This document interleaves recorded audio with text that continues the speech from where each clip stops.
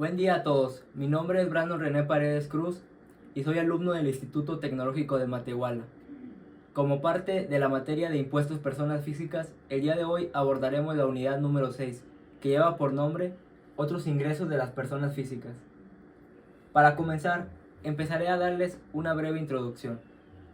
El objetivo de esta exposición es hablar de los ingresos de las personas físicas.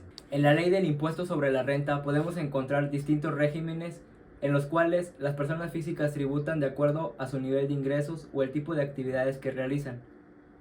En esta unidad profundizaremos acerca de tres temas que están relacionados con los demás ingresos de las personas físicas y analizaremos la forma en que se determinan los pagos y la mecánica de cálculo, así como también cuándo la persona es sujeta a estos impuestos. Como primer punto de esta unidad hablaremos acerca de los ingresos por intereses que se encuentran ubicados en el artículo 133 al 136 de la Ley del Impuesto sobre la Renta.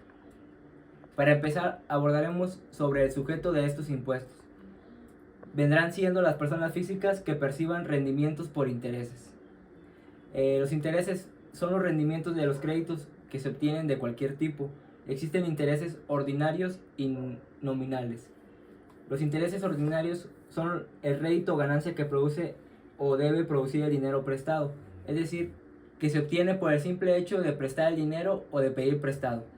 Por otro lado, los intereses nominales son en los que se pacta el pago de intereses, es decir, el interés que se pacta, pero el cual aún no tiene los efectos inflacionarios.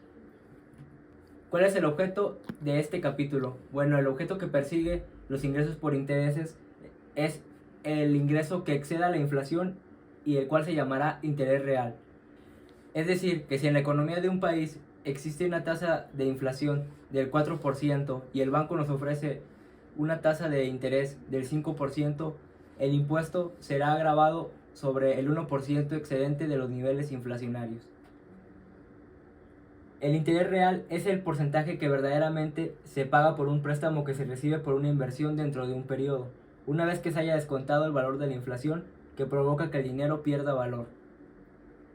También aquí tenemos un concepto que son las instituciones del sistema financiero, que para estas instituciones se considera el impuesto gravable hasta que efectivamente se cobren los intereses. También tenemos lo que es la pérdida inflacionaria. La pérdida inflacionaria es el resultado de cuando la inflación supera al interés que nos ofrece el banco. Esta no se puede aplicar contra otros ingresos del capítulo 1 y 2. No se puede aplicar contra los sueldos ni contra el régimen de actividad empresarial y profesional. Pero dicha pérdida sí se puede acumular en la declaración anual. Y en caso de que no existan otros ingresos, esta pérdida puede utilizarse durante los 5 años posteriores a que se generó. Dentro de este capítulo existen también algunos intereses exentos, dentro de los cuales son las cajas y fondos de ahorro de empresas a favor de los trabajadores. Los intereses que provengan de cheques de nómina y pensiones solamente cuando el saldo promedio diario no exceda de 5 UMAS elevadas al año, así como las sociedades cooperativas de ahorro y préstamo también que no excedan de 5 UMAS elevadas al año. ¿Cuáles son las retenciones que aplican los intereses? Para el 2022 la tasa de retención para los ingresos es del 0.08% anual sobre el monto del capital. Un dato es que en el 2021 esta tasa era del 0.97. Ha tenido una disminución considerable. Este pago constituye un pago provisional para las personas físicas que se encuentran obligadas a presentar su declaración anual del ejercicio, en la que los ingresos acumulables corresponden a intereses reales obtenidos y el impuesto retenido se puede acreditar contra el impuesto a pagar en el propio ejercicio. Las que no se encuentran obligadas a presentar declaración anual, el impuesto que lo hubieran retenido lo considerarán como impuesto definitivo. En el dado caso de que solamente se tuviera la persona física ingresos por intereses, pues la retención que le haga el banco será considerada como el pago definitivo del impuesto y no será obligada a presentar la declaración anual. Y básicamente eso es lo que nos habla los ingresos por intereses. Primordialmente son los puntos más importantes del impuesto. Para continuar les voy a hablar acerca ahora del ingreso por la obtención de premios, del artículo 137 al 139. ¿Cuál es el sujeto de este impuesto? Este impuesto será atribuible a personas físicas que obtengan ingresos por recibir o ganar algún premio, concurso, lotería, sorteo, apuesta, siempre y cuando éstas sean legales. ¿Cuál es el objeto de este impuesto? Bueno, se consideran ingresos por la obtención de premios los que deriven de la celebración de loterías, rifas, sorteos, juegos con apuestas y concursos de toda clase autorizados legalmente. Cuando la persona que otorga el premio pague por cuenta del contribuyente el impuesto que corresponda como una retención, el importe del impuesto pagado por cuenta del contribuyente se considerará como ingreso de los comprendidos en este capítulo. ¿Cómo se realiza el cálculo del impuesto por ingresos por premios? Según el artículo 138 de la Ley del Impuesto sobre la Renta, el impuesto por los premios de lotería, rifas y sorteos y concursos organizados en territorio nacional se calculará aplicando la tasa del 1% sobre cada boleto o billete entero, sin deducción alguna, siempre que las entidades federativas no graven con un impuesto local los ingresos a que se refiere este párrafo, o que el gravamen establecido no exceda del 6%. ¿A qué se refiere esta parte del artículo? Bueno, nos dice que se pagará a la federación el 1% sobre el ingreso que se obtenga del premio, siempre y cuando que si por ejemplo el premio se obtiene en alguna de las 32 entidades federativas de México, que en ninguna de estas entidades exista un impuesto local que exceda del 6%. Porque si existe ese 6%, o sea, por ejemplo, si existe un 7% de impuesto local por la obtención de premios, la tasa del impuesto que se refiere a este artículo será del 21% en aquellas entidades federativas. Ya no será del 1%, ahora se aplicará el 21%. ¿En dónde podemos encontrar la tasa del impuesto local por premios? En la ley de Hacienda de cada uno de los estados. Para el cálculo, básicamente el cálculo es muy sencillo de realizar. Se tiene el monto del premio, sorteo o concurso. La persona que entrega el premio va a retener el 1% federal. Y para en este caso, en San Luis Potosí se tiene una tasa del 5%, entonces se retendría el 5% del impuesto local, lo que nos daría un total del 6% retenido por la persona que entrega el premio. Esto será considerado como el pago definitivo por la obtención del premio y será el 6% de acuerdo a que no sobrepasa el 6% por el impuesto local de la entidad donde se obtuvo. La declaración anual. Bueno, las personas que obtengan los premios no están obligadas a presentar declaración anual, ya que el pago lo hace la persona que entrega el premio. Pero, como se sabe que en la ley del impuesto sobre la renta nos dice que si se obtienen, si se excede 600,000 pesos en el año por concepto de premios, donativos, préstamos, y no necesariamente cada uno, si la suma de todos esos tres conceptos nos da 600,000 pesos, se tiene que informar en la declaración anual. Para efectos de este capítulo nos interesan los premios. Entonces, si con la suma de estos tres ingresos obtenemos más de 600,000 pesos, se debe informar en la declaración anual dicho premio. En caso de no hacerlo, estos montos serán tomados como ingresos y se designará una base y se pagará todavía otro impuesto por dicha obtención de premios.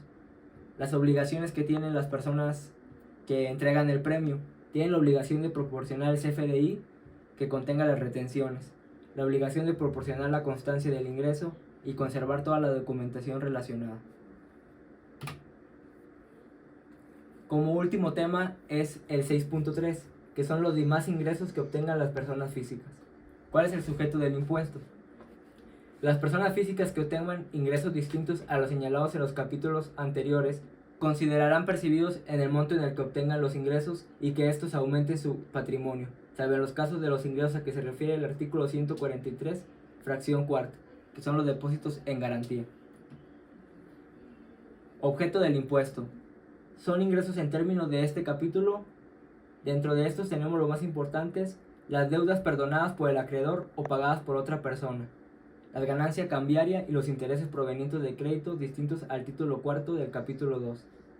Prestaciones que se obtengan como motivo del otorgamiento de fianzas o avales, cuando no las presten las instituciones autorizadas.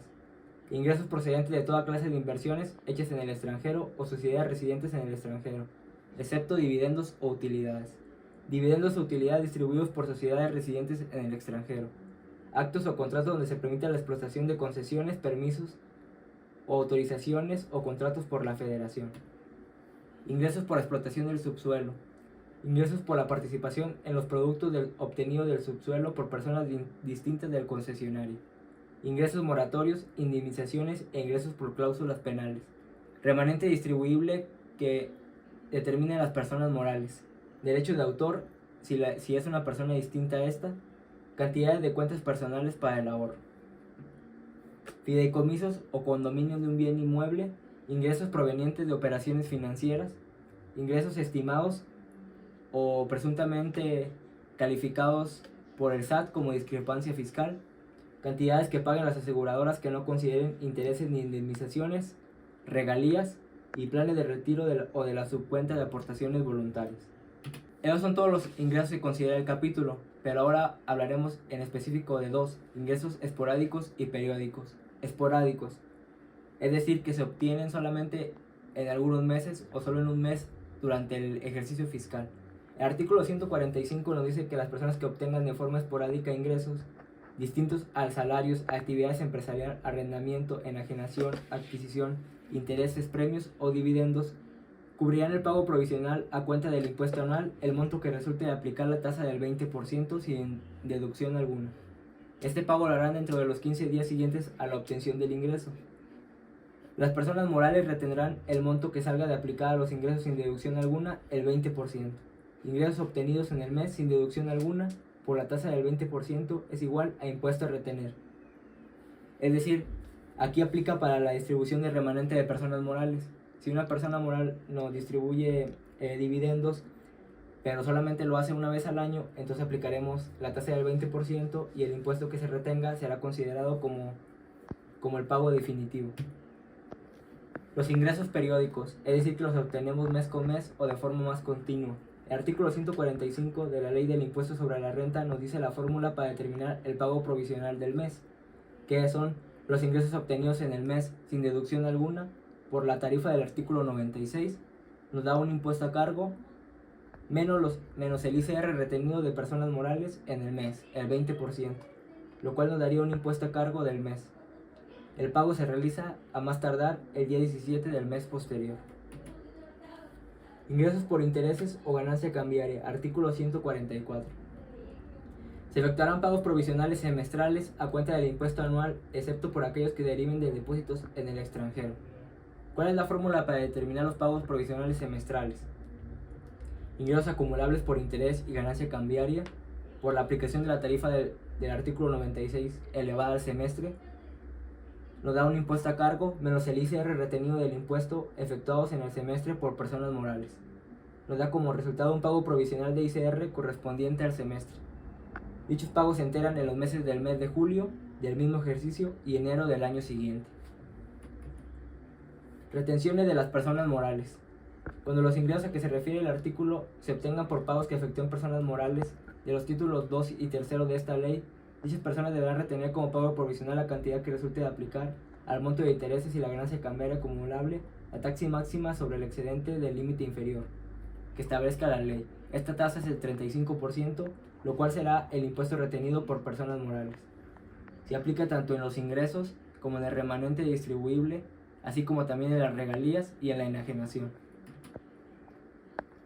Bueno, estos son todos los puntos que hay que tratar de esta unidad, que básicamente son ingresos que muchas veces no se analizan a fondo, porque son ingresos que por lo general nos encontramos dentro de la declaración anual solamente.